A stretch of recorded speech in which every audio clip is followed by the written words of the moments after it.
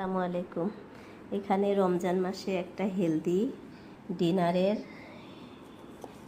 Dinner দেখাচ্ছি আর কি। Recipe তো না, সব রেডি করে নিছি। এখানে আঙুর, খেজুর, কলা, দই, দুধ,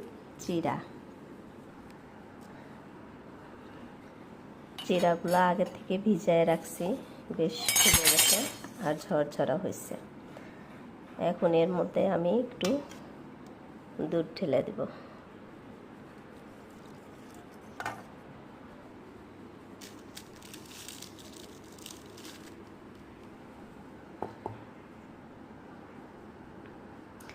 এবারে দুধের মধ্যে এই যে কলা, আঙুর আর খেজুর এগুলো ঢেলে দিচ্ছি। আপনারা যার যার পছন্দ মতো সবজি এখানে অ্যাড করে নিতে পারেন। আমার ঘরে এখন আপাতত এটা ছিল, তাই এটা দিচ্ছি। এর মধ্যে ডালিম, তারপরে আপেল এসবও দেওয়া যায়। আবার কেউ চাইলে এটার মধ্যে আপনার দিতে পারে, আপেল দিতে পারে, ডালিম দিতে পারে, যার যার ইচ্ছে মতো। ইচ্ছা করলে চিনি অ্যাড করা যায়, আর একটু দুধ দিয়ে ইচ্ছা করলে একটু চিনিও দিয়ে নিতে পারেন।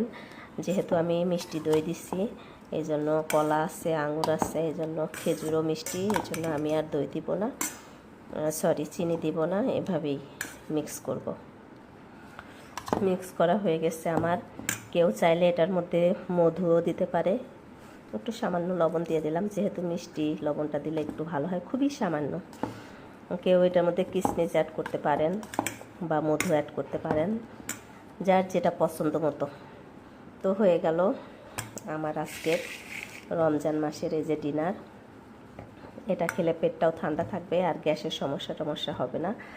তো কে কে এটা খেতে ভালোবাসো বা কীভাবে খাও আমাকে জানাও। তো সবাই ভালো থেকো, টাটা।